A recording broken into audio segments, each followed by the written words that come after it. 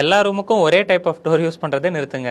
ஒரு ஸ்பேஸோட பர்பஸை பொறுத்து அந்த டோருக்கு யூஸ் பண்ற மெட்டீரியல்ஸ் டைப் எல்லாமே மாறும். இதே மாதிரி எல்லா ரூமுக்கும் ஒரே டோரை யூஸ் பண்ணா ஒன்னு செலவு கூடும், இல்லைன்னா சீக்கிரமா டேமேஜ் ஆயிரும். பாத்ரூம் பொறுத்த வரைக்கும் எப்பயுமே யூபிவிசி இல்ல பிவிசி மெட்டீரியல் தான் யூஸ் பண்ணணும். ஏன்னா அதுதான் வாட்டர் ரெசிஸ்டன்டாவும் இருக்கும், மாய்ஸ்சர் ரெசிஸ்டன்டாவும் இருக்கணும். இதுல நிறைய கலர் ஆப்ஷன்ஸும் வருது. ஸோ நம்ம பாத்ரூமுக்கு என்ன சூட் ஆகுமோ அந்த கலர் ஆப்ஷனை நம்ம சூஸ் பண்ணி ஃபிக்ஸ் பண்ணிக்கலாம். பெட்ரூம் பொறுத்த வரைக்கும் ஃபர்ஸ்ட் கிளாஸ் டீக் வுட் தான் யூஸ் பண்ணணும் அப்படிங்கிறது அவசியம் இல்லை. இதுக்குன்னு ஸ்பெஷலா இன்ஜினியர்ட் வுட், சாலிட் வுட் அப்படிங்கிற மெட்டீரியல் யூஸ் பண்ண டோர்ஸ் எல்லாமே வருது. அது நிறைய கலர் ஆப்ஷன்ஸ்லயும் நிறைய பேட்டர்ன்ஸ்லயும் கிடைக்குது.